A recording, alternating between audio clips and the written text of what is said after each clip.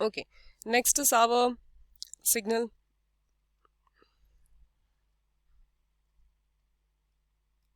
ठीक है, last signal हमने ये देखा था कि 0 0 स्टेटसेस थे एस एन आर के, और विद दैट रिस्पेक्ट हमारे पास नो चेंज अकर हो रहा था फ्लिप फ्लॉप की इस आउटपुट पे। ठीक हो गया, by retaining the previous state. Next, अभी मैंने आपको लास्ट लेक्चर में ये बात बताई कि यहाँ एक एरर डिटेक्ट होने वाला है, that is known as a ones catching phenomena. और वो क्यों अकर होता है? वो तब अकर होता है जब, मिसाल के तौर पे अभी हमने बात की जी, ये मैं एज ट्रिगरिंग की बात कर रही हूँ। एज ट्रिगर पे मास्टर एक्टिव होता है, स्लेव जो है वो अपनी प्रीवियस वैल्यू को मेंटेन रखता है क्योंकि उसकी क्लॉक जो है इस टाइम पे 0 होती है। क्लॉक 1 रहती है एंड देन कॉल ये क्लॉक जो है वो ड्रॉप होती है। ठीक हो गया। अब फॉर एग्जाम्पल इस फिनोमिने के दौरान, अब ये देखिएगा, ये नेक्स्ट फिनोमिना होने वाला है, ये देखिएगा, क्लॉक ट्रिगर कर गई 1 पे। ठीक है, जब क्लॉक ट्रिगर कर गई 1 पे, इसका मतलब है उसने एक्टिव कर दिया हमारे मास्टर्स फ्लिप फ्लॉप को। अब मास्टर फ्लिप फ्लॉप को जब उसने एक्टिव किया तो गौर कीजिएगा, मास्टर फ्लिप फ्लॉप के इस मूवमेंट पे when clock is getting a positive edge triggering level, positive edge trigger हो रहा है, तो हमारे पास S is 1 and R is 0। Clock किसकी 1 है? मास्टर की। मास्टर एक्टिव हो गया। स्लेव की क्लॉक क्या हो गई? इन्वर्ट होकर 0 हो गई। स्लेव डीएक्टिव हो गया, मतलब अपनी प्रीवियस वैल्यू पे ही मौजूद रहेगा।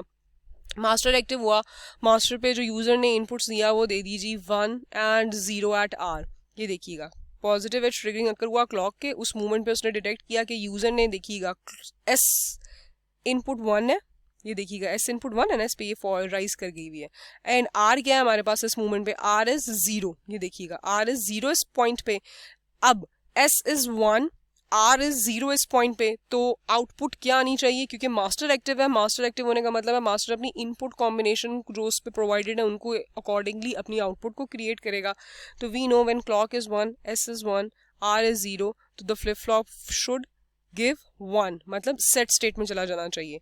तो मास्टर ने क्या किया है, मास्टर की आउटपुट की वेवफॉर्म हमारे पास ये वाली है, S is 1 is this movement. ये देखिएगा, ये वाला मूवमेंट अक्कर हो रहा है, मैं इस वाले मूवमेंट की बात कर रही हूँ। मैं ये जो रेक्टेंगल, येलो रेक्टेंगल की लाइन जा रही है ना, इसके मूवमेंट की बात कर रही हूँ मैं। पॉजिटिव एज ट्रिगर 1 हो गया, एस इस मूवमेंट पे हमारे पास राइज हुआ, 1 हुआ। आर जो है हमारे पास 0 पॉइंट पे है इस टाइम। तो हमारे पास जो output of the master flip flop है वो according to these input combination, S is 1 and R is 0, तो आउटपुट ने क्या देना है? आउटपुट ने 1 देना है। ये देखिएगा, क्यू जो यहाँ मास्टर का क्यू की जगह वाई लेबल हुआ है, तो इस टाइम वाई की आउटपुट हमारे पास 1 हो गई है। ये देखिएगा, ये 1 पे चली गई है। ठीक हो गया। अब क्या हुआ? अब क्लॉक ने जब, ये देखिए, तो ये एज ट्रिगरिंग थी ना, एज ट्रिगरिंग के बाद वो क्या होता है? वो मेंटेन रखता है कुछ टाइम के लिए 1 को। ये देखिएगा, ये तो पूरा ये लेवल है ना 1 का, ये तो ट्रिगरिंग लेवल है, ये ट्रिगर कर रहा है ट्रांजिशन स्टेट पे। Edge triggering is what? Edge triggering वो मूवमेंट है जब वो 0 से 1 पे राइज कर रहा है। ठीक हो गया, वो पॉइंट है। तो 0 से 1 पे राइज हो गया एंड अब वो 1 पे कायम है क्लॉक। अब इस ड्यूरेशन तक जब क्लॉक 1 पे कायम है, तो यूजर ने क्या किया? यूजर ने जब इस मूवमेंट पे S1 था और R0 था, फिर क्या होना था? क्लॉक ने 1 पे मेंटेन रहना था कुछ टाइम के लिए। इस ड्यूरेशन के दौरान यूजर ने इनपुट्स को चेंज कर दिया। उसने क्या किया यूजर ने? इस दौरान जब ये हाई पे है, मास्टर ने हमारा एक्टिव रहना है, स्लेव ने हमारा डीएक्टिव रहना है, बेशक। क्यों? क्योंकि क्लॉक तो 1 ही कायमो दायम पे है। अब क्या हो गया? ये देखिएगा, एस 0 पे चला गया, यूजर ने एस को चेंज कर दिया है, 1 से 0 पे कर दिया। कब कर दिया?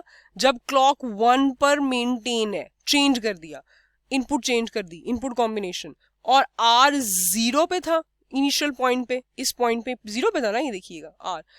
तो अब वो जब 1 पर मेंटेन्ड है क्लॉक, मतलब मास्टर ने एक्टिव ही रहना है, तो उसने उस दौरान चेंजेस ले आया इनपुट पे। हमने जितने ये प्रीवियस स्टेट्स पढ़े उसमें हमने ये चेंजेस अक्कर नहीं करवाई थी। अब वो यूजर शरारत के लिए कर ले या उससे बाय मिस्टेक हो जाए, एक्सीडेंटली चेंज हो गई inputs, what ever the accident has happened due to any reason. ठीक हो गया। तो ये हो गया कि जब क्लॉक जो है वो इस लेवल पर मेंटेन रही 1 पे, तो इनपुट जो है यूजर ने चेंज कर दी, एस को वो 1 से 0 पे ले गया और आर को वो 0 से 1 पर ले गया। तो जब एस ने 0 पे हो गया और आर 1 पे हो गया, एस 0 पे हो गया, आर 1 पे हो गया, क्लॉक हाई है, हाँ जी क्लॉक भी हमारी हाई है, तो हमारे फ्लिप फ्लॉप ने क्या होना होता है, आउटपुट देनी होती है, हमारे क्लॉक ने रीसेट हो जाना होता है। तो अब आप गौर कीजिएगा, मास्टर्स की आउटपुट की वेव फॉर्म जो कि पहले 1 थी, क्यों 1 थी पहले, इस पॉइंट पे 1 थी क्योंकि एस इस पॉइंट पे 1 था, आर इस पॉइंट पे 0 था, एस इस पॉइंट पे 1 था, आर 0 था, तो क्यू 1 होना चाहिए था, तो क्यू 1 था। लेकिन ड्यूरिंग क्लॉक के लेवल 1 के दौरान रहते हुए ही यूजर ने बाय मिस्टेक और इंटेंशनली और डेलिबरेटली इनपुट कॉम्बिनेशन चेंज कर दिया, उसने एस को 0 कर दिया, आर को 1 कर दिया, तो हमारे पास मास्टर्स चूंकि फ्लिप फ्लॉप एक्टिव है, एक्टिव का मतलब है वो इनपुट कॉम्बिनेशन को रीड कर सकता है, उसके अकॉर्डिंगली अपनी आउटपुट अपडेट करेगा। तो उसने फटाफट ये देखा कि क्लॉक हाई है, एस 0 हो गया है, आर 1 हो गया है, एस 0 हो गया है, आर 1 हो गया, तो मैंने आउटपुट क्या क्रिएट करनी है, अब मैंने आउटपुट रीसेट कर देनी है। तो उसने अपनी आउटपुट देखिएगा ये इस मूवमेंट पे गिरा दी, ये देखिएगा ये पॉइंट उसने अपनी फॉल कर दिया, आउटपुट वो 0 पे ले गया। कब ले गया, आर जैसे ही 1 हुआ और एस जैसे ही 0 हुआ, और ये कब काम हो रहा है, ये इस पॉइंट पे काम हो रहा है, ये देखिएगा कर्सर की पॉइंट की मूवमेंट देखते जाइएगा, हमारी क्लॉक हाई ही है, उसी दौरान में किसी ने इनपुट्स को चेंज कर दिया या यूजर ने डेलिबरेटली चेंज कर दिया, एस को 0 किया, आर को 1 किया, तो उसी मूवमेंट पे आपकी मास्टर ने इनपुट कॉम्बिनेशन को डिटेक्ट किया कि अब मेरे पास डिफरेंट इनपुट कॉम्बिनेशन है, मेरी क्लॉक हाई है, मैं ही एक्टिव हूँ, तो उसने अपने आप को 0 रीसेट स्टेट पे ले गया अपनी आउटपुट को, ये देखिएगा ये रीसेट स्टेट पे चली गई है, ठीक है 0 हो गया, ये देखें, ठीक है, क्योंकि आर भी यहाँ तक 1 है, एस हमारे पास यहाँ 0 है।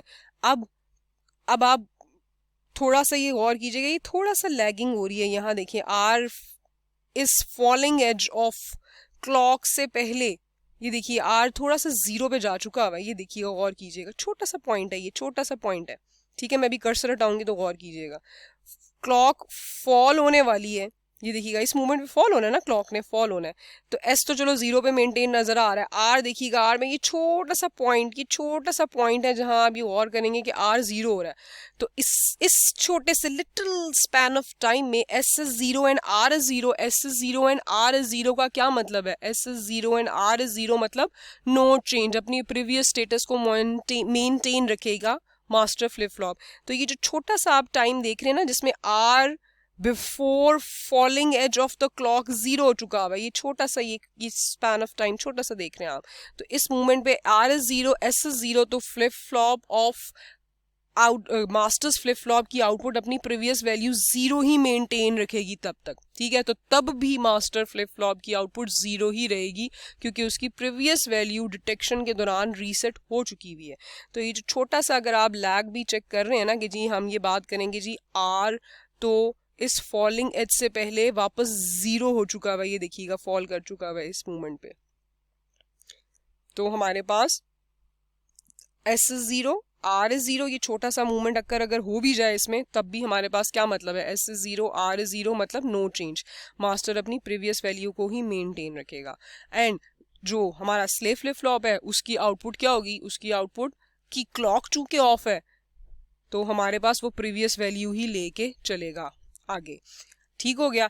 अब हमारे पास क्या हुआ, नेक्स्ट स्टेटस अक्कर हुआ, नेक्स्ट स्टेटस क्या है हमारे पास, ये देखिएगा क्लॉक जो है वो फॉल कर गई है, क्लॉक फॉल कर गई, क्लॉक जब फॉल कर गई तो कौन एक्टिव हो गया, क्लॉक इज नाउ 0, एस हमारे पास 0 हो चुका हुआ है, आर हमारे पास 0 हो चुका हुआ है, देखिएगा एस 0 है इस दौरान, आर भी 0 है, ठीक हो गया।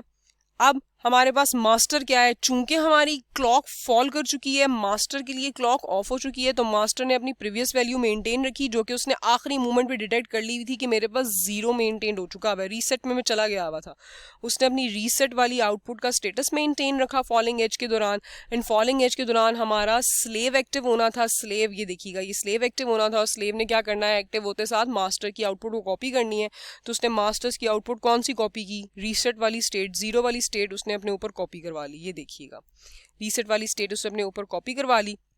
अब आप यहाँ एक पॉइंट देखिएगा कि यहाँ वन स्केचिंग हुई, किसने वन स्केचिंग की, एस एन आर जो हमने अल्टीमेट मतलब इस स्पैन ऑफ मूवमेंट में पहले हमने एस को 1 रखा, आर को 0 रखा, मास्टर ने आउटपुट उसी के अकॉर्डिंगली डिटेक्ट की, उसी मूवमेंट पे लेवल 1 ऑफ क्लॉक के दौरान ही मैं यूजर ने एस को 0 कर दिया, आर को 1 कर दिया, ठीक है, तो output of masters flip flop उसी के अकॉर्डिंगली फटाफट डिटेक्ट हुई कि अच्छा जी मैंने बाबा अपने आप को दोबारा चेंज करना है।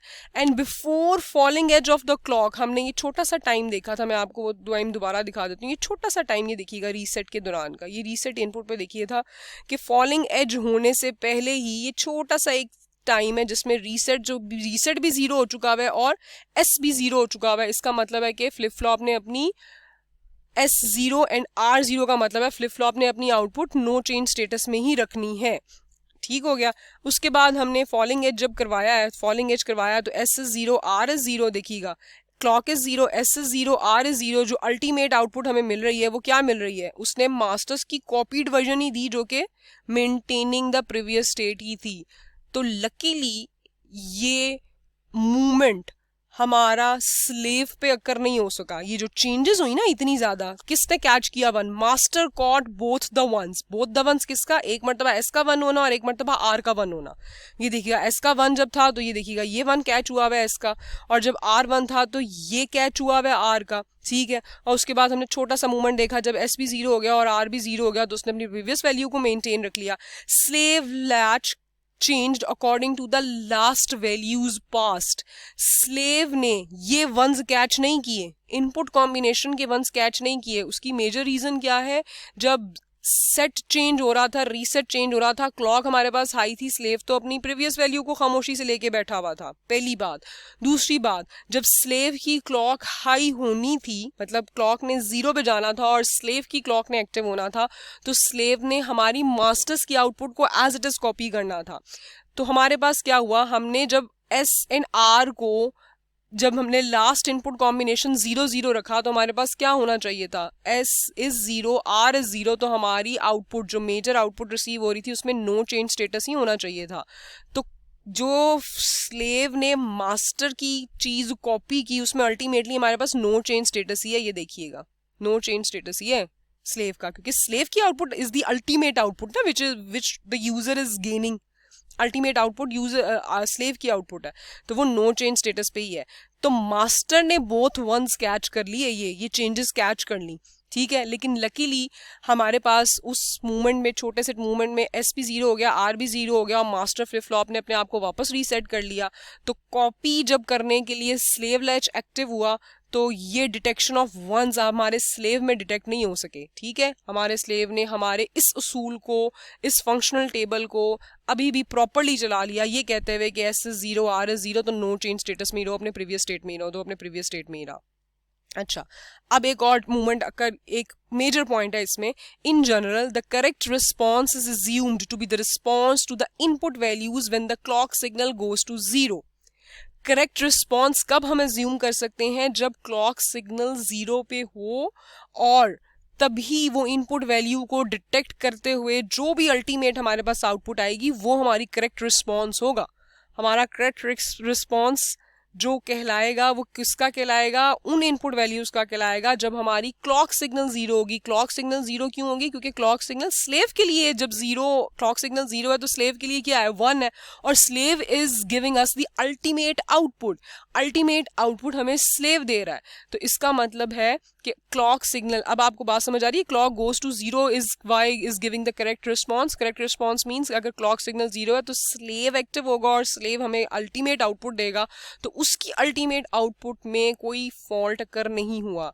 S0, R0, clock 0, clock low है, S भी 0, R0 है, क्या करना चाहिए था फ्लिप फ्लॉप को, S0, R0, क्लॉक इज 0, तो स्लेव एक्टिव हुई। S एंड R का मतलब है नो चेंज, अपनी प्रीवियस वैल्यू को मेंटेन रखो, तो देखिएगा हमारी अल्टीमेट आउटपुट ने अपनी प्रीवियस वैल्यू को ही मेंटेन रखा है। यहाँ हमारे पास एरर मास्टर में वंस कैचिंग हो गई है, ये वाली ये हो गई है, लेकिन स्लेव ने इस किस्म का एरर कोई शो नहीं किया, ठीक हो गया।